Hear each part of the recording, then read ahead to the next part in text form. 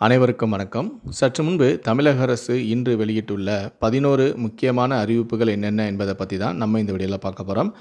முடிந்த அளவுக்கு இந்த வீடியோவை ஸ்கிப் பண்ணாமல் முழுமையாக பாருங்கள். இந்த வீடியோக்குள்ளே போகிறதுக்கு முன்னாடி இந்த வீடியோக்கு ஒரு லைக் பட்டனை ப்ரெஸ் பண்ணிடுங்க. நீங்கள் இதுவரைக்கும் என்னோடய சேனலை சப்ஸ்கிரைப் பண்ணாமல் இருந்தீங்கன்னா மறக்காமல் சப்ஸ்கிரைப் பண்ணிக்கோங்க. கூடவே அந்த பெல் சிம்லையும் மறக்காமல் கிளிக் பண்ணிக்கோங்க. சரி, வாங்க இப்போ நம்ம வீடியோக்குள்ளே போகலாம்.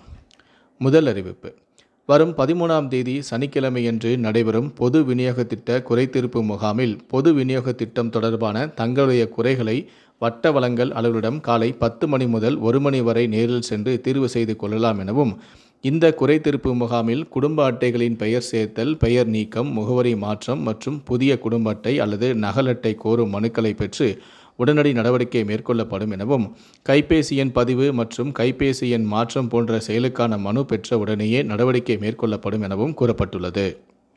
இரண்டாவது அறிவிப்பு: பொறியியல் மாணவர்களுக்கான கலந்தாய்வானது வரும் 22ஆம் தேதி தொடங்கும் என்று அறிவிப்பு வெளியிடப்பட்டுள்ளது. அரசு பள்ளி மாணவர்களுக்கான 7.5% இடஒதுக்கீட்டின் கீழ் சேருவோருக்கான கலந்தாய்வு முதல் 2 நாட்கள் நடைபெறும் எனவும், பொது பிரிவு மாணவர்களுக்கான கலந்தாய்வு வரும் 29ஆம் தேதி முதல் நடைபெறும் எனவும் அறிவிக்கப்பட்டுள்ளது. செப்டம்பர் 6 முதல் 8ஆம் தேதி வரை ஆன்லைனில் துணை கலந்தாய்வு நடைபெறும் எனவும் அறிவிக்கப்பட்டுள்ளது. மூன்றாவது அறிவிப்பு: தமிழக ரேஷன் கடைகளில் தேங்காய் மற்றும் கடலை எண்ணெய் விற்பனை செய்ய நடவடிக்கை எடுக்கப்பட்டுள்ளதாக அமைச்சரான டிஆர்பி ராஜா தெரிவித்துள்ளார். நான்காவது அறிவிப்பு: தமிழ்நாட்டில் 18 IPS அதிகாரிகளை இடமாற்றம் செய்து தமிழ்நாடு அரசு உத்தரவை பிறப்பித்துள்ளது. மேலும் கள்ளக்குறிச்சி மாவட்டத்தில் 5 உதவி ஆய்வாளர்கள் உட்பட 73 காவலர்கள் கூன்றோடு பணியிட மாற்றம் செய்யப்பட்டும் உள்ளனர். ஒன்பதாவது அறிவிப்பு: தனி தேர்வர்களுக்கான 8ஆம் வகுப்பு பொதுத் தேர்வு ஆகஸ்ட் 19ஆம் தேதி முதல் 23ஆம் தேதி வரை நடைபெற உள்ளது எனவும், விருப்பமுள்ளவர்கள் ஜூலை 18ஆம் தேதி முதல் விண்ணப்பிக்கலாம் எனவும் அறிவிக்கப்பட்டுள்ளது. ஆறாவது அறிவிப்பு: மின்சார களப்பணியாளர்களுக்கு புதிய மொபைல் செயலி அறிமுகம் செய்யப்பட்டுள்ளது. இந்த செயலி மூலம் களப்பணியாளர்களுக்கான பணிகளை உதவி பொறியாளர் ஒதுக்கீடு செய்ய முடியும். மேலும் மின் நுகர்வோரின் புகார்கள் சம்பந்தப்பட்ட உதவி பொறியாளருக்கு நேரடியாக சென்று சேர்ந்துவிடும்.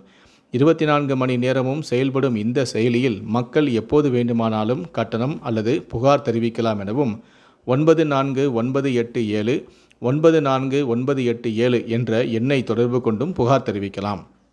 ஏழாவது அறிவிப்பு: தமிழ்நாடு வேளாண் பல்கலைக்கழக முதுநிலை நுழைவுத் தேர்வு ரத்து செய்யப்பட்டுள்ளது.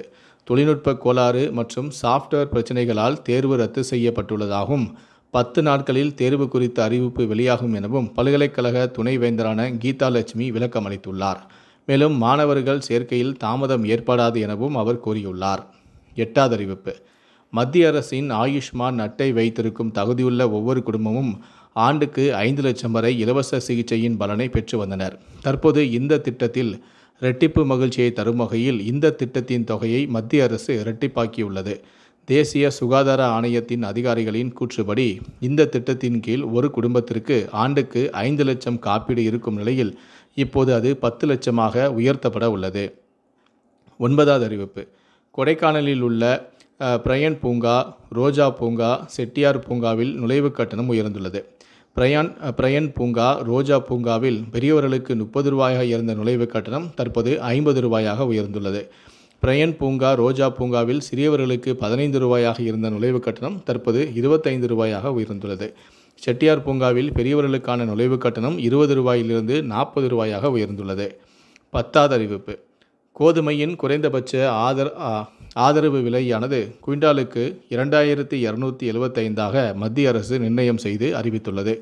கடைசியாக 11வது அறிவிப்பு: பொது இடங்களில் வன்முறையில் ஈடுபடும் மாணவர்களுக்கு 2 ஆண்டுகள் சிறை தண்டனை விதிக்கப்படும் என சென்னை ரயில்வே காவல்துறை அறிவிப்பொன்றை வெளியிட்டுள்ளது.